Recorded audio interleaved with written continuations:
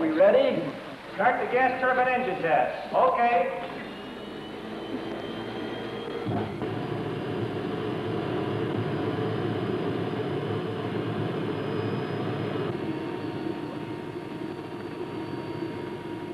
I am Henry Ford II, and this is a good place to begin our story as we look into the future.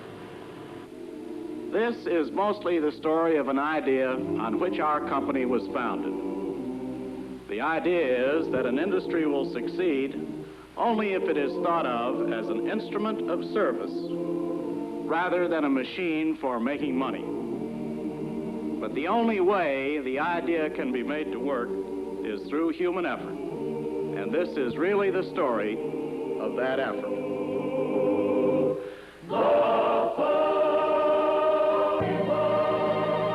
Yes, this is the story of the work of the Ford people. They are your neighbors almost everywhere. In Henry Ford's old home, Fairlane, only a few miles from where he was born, are maintained the company's archives, which document the beginning of the idea.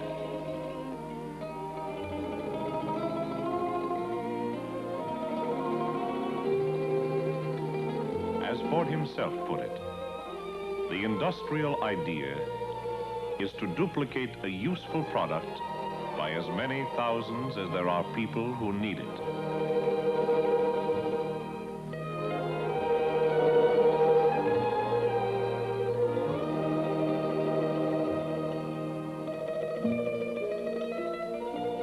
This was the inception of the assembly line. But Ford went on from there to show that it was a new conception as well. Never cheapen the product. Never cheapen the wage. Never overcharge the customer. Put your brains into the method. More brains, and still more. Putting brains into the method meant beginning with basic raw materials. Transporting ore down through the lakes from the Minnesota mines and producing the iron and steel. Iron and steel that go to make up 85% of a car. In this way, they begin a flow that never really stops until the car comes to the end of its life. This continual motion, like that of the molds in which the engine blocks are poured, is symbolic of mass production. By applying brains to the method, the moving line idea has been continually developed. All of these operations are leading to craftsmanship with the drudgery taken out of it. These machines first performed in human brains, the brains of Ford people who are engineers, to help duplicate a useful product by as many thousands as there are people who need it. But machines alone do not give us mass production.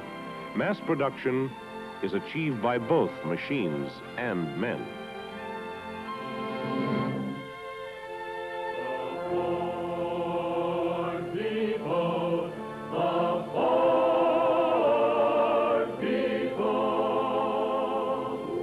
The quality of a product depends on the men and women who produce it. Quality comes into the plant on human legs.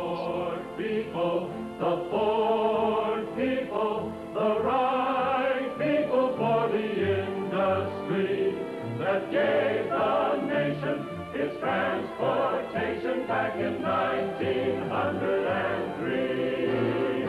We're all neighbors, the same neighbors that echo clear across the sea. The people, the Ford people.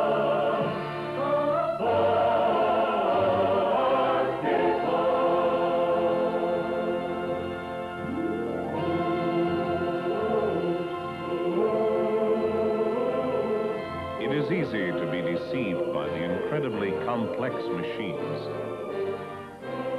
But the human element is behind it all. People conceive the function of these machines. People guide and control to increase productivity, to create more jobs, to help keep the country humming with activity.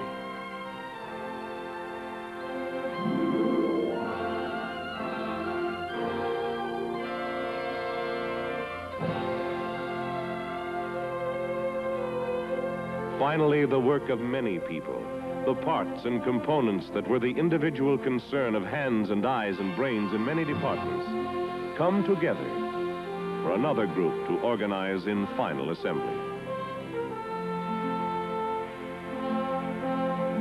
The cars come to life rapidly because of all the coordinated effort that has led up to this moment. To follow through from the basic material to the final product, the vast River Rouge plant was built. It is still the largest integrated industrial plant in the world.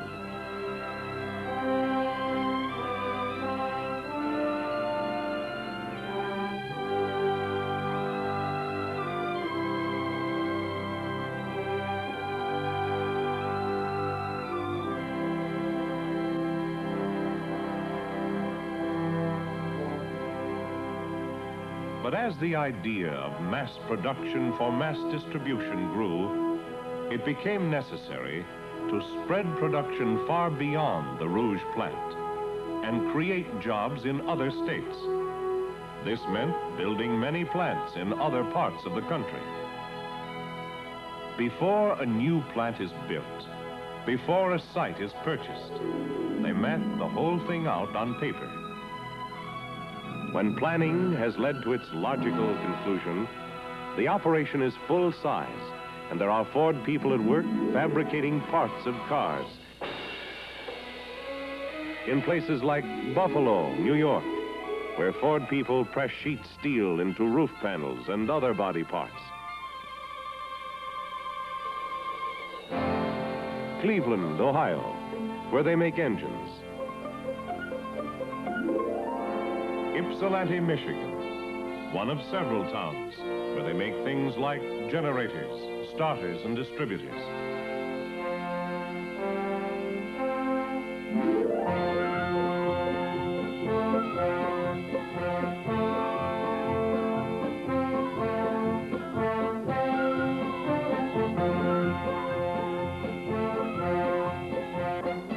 In other places, they are working on jobs that are vital to the defense of the country. In Chicago, they are making jet engines.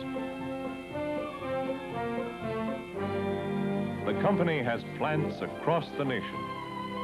What is this but an extension of the Ford idea? A production line close to the homes of the people who use the product.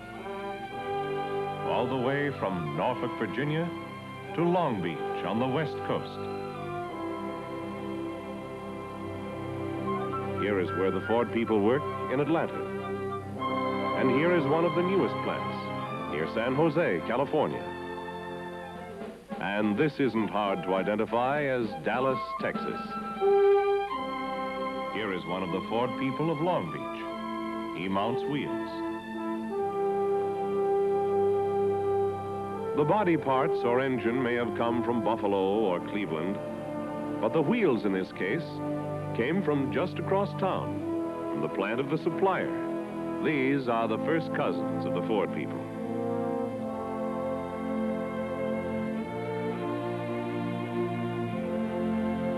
No company is big enough to produce all the parts and components for so complex a machine as an automobile.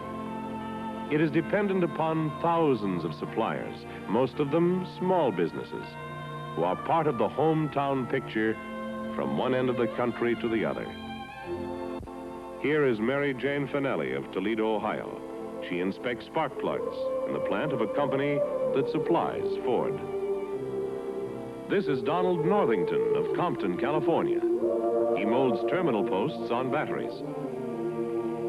Finally, here's Walt Johnson on a farm in Iowa, raising corn with the aid of a Ford tractor and implements. What's his relation to the Ford people? Ford buys 150,000 bushels of corn products for foundry core ingredients. They help to cast the engine block in the Ford truck Walt uses to get the corn to market. All in all, the Ford people are great customers themselves.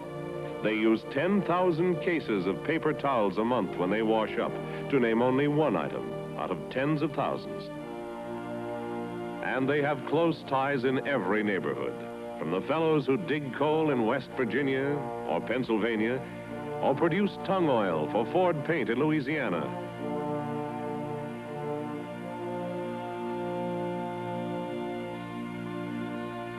to the men who shear wool for upholstery in Australia or Wyoming. And the ties are not all quite as remote as these. Years ago, the Ford mass production idea spread all around the world, creating new jobs. And now, there are Ford people at work on every continent. Let's let a few of them introduce themselves. My name is Norman Florchuk. I work on the Ford final line in the Dearborn Assembly Plant, USA.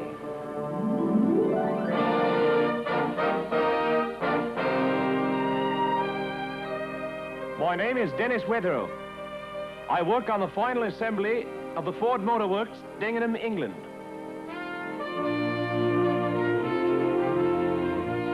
Mijn naam is Hugo Swabenmacher. Ik werk op de Ford Motor Company België. En het is hier het einde van de assembly line.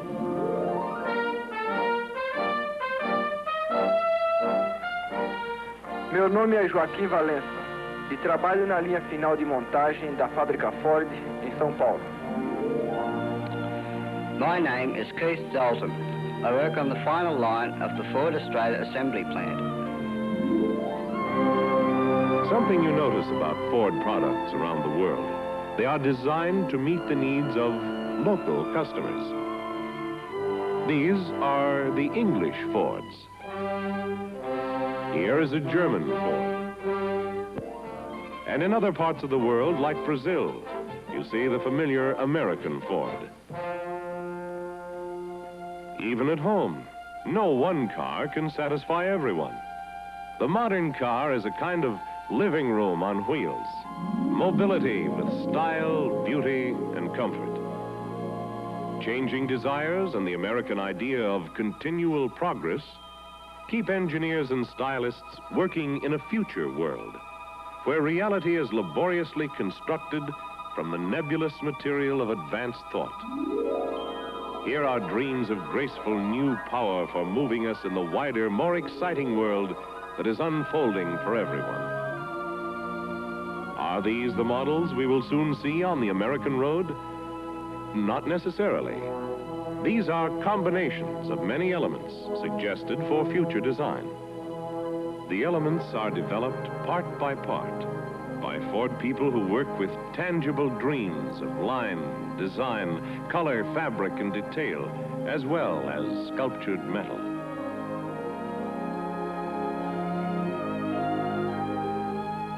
Sculpturing begins with clay models, here in full size, kept exquisitely accurate with precise instruments. Trucks go through much the same stages as passenger cars. When any new truck or car is finally produced in metal and powered with an engine, it is turned over to the people at the proving ground.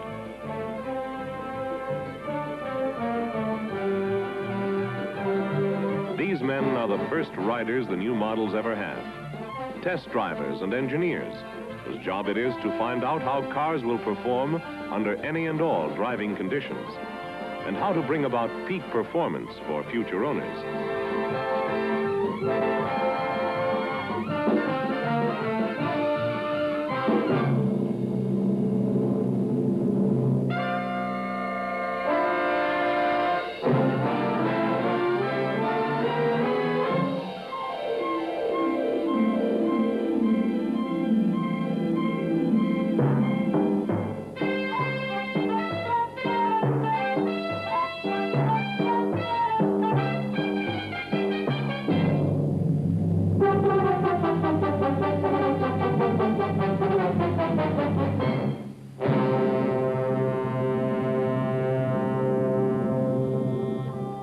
another proving ground, they test tractors and 125 types of farm implements.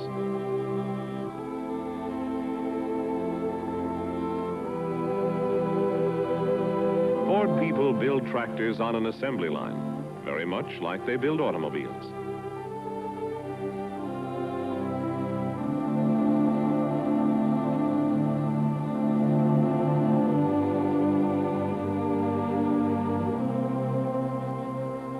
Some of the farm implements are made at the plant in Des Moines, Iowa.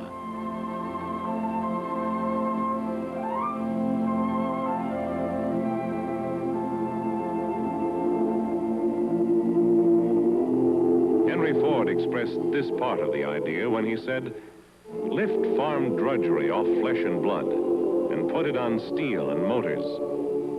And it changed life on the farm forever.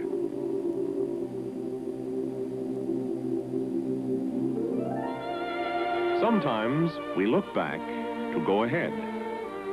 Only a decade or so ago, there was a car that gained such wide acceptance that it became a classic in its own time.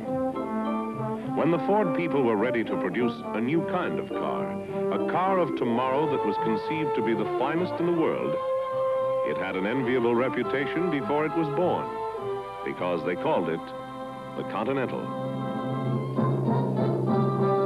Great new engineering in power and construction were worked out. The problem was this: how to create a new Continental with the rakish charm of the classic and still have an automobile to inspire future stylists for years to come. The design went through development stages. Finally, one that captured the best of everything emerged.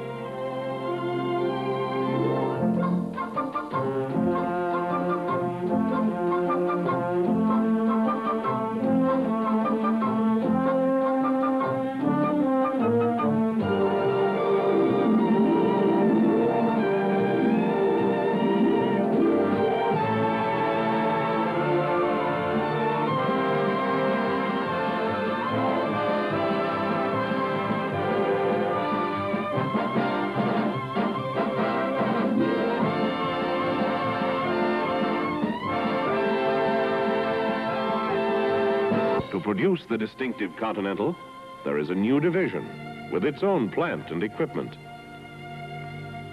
Like the workers in the Continental plant, all the Ford people believe the particular product they help to build is a member of a family of products to be proud of.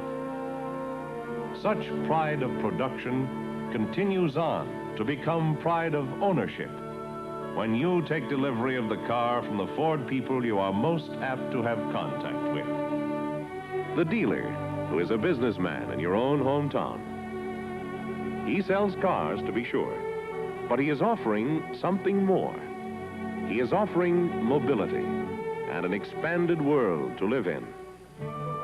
Just what this means, you know best of all when you get around the country and see the things that are shared by all free-moving travelers.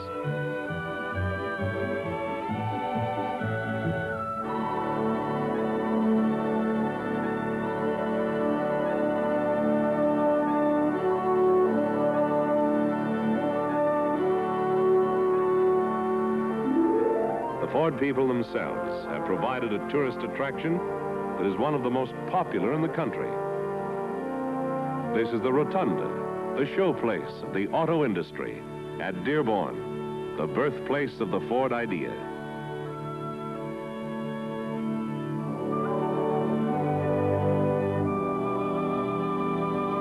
This Dream Garden is one of the ever-changing shows that draw 1.5 million visitors each year.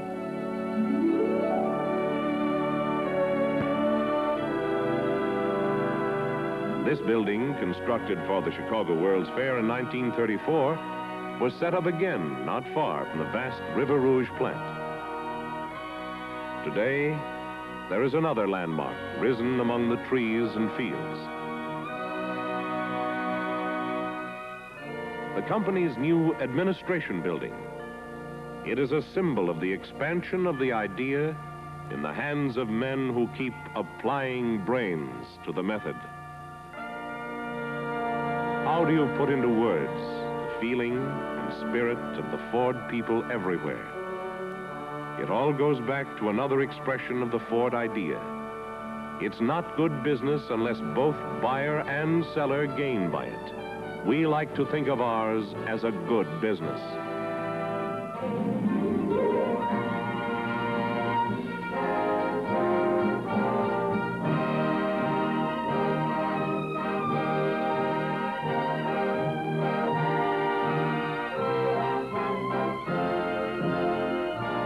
And another way they put it is like this: we will never make a machine that cannot substantially be improved. We will never develop a technique that cannot be made substantially better. So long as the search is encouraged, we will never come to the end of the road of progress.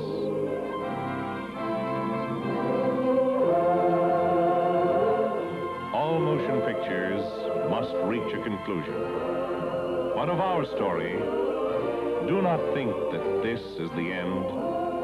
As far as we are concerned, the end is nowhere in sight.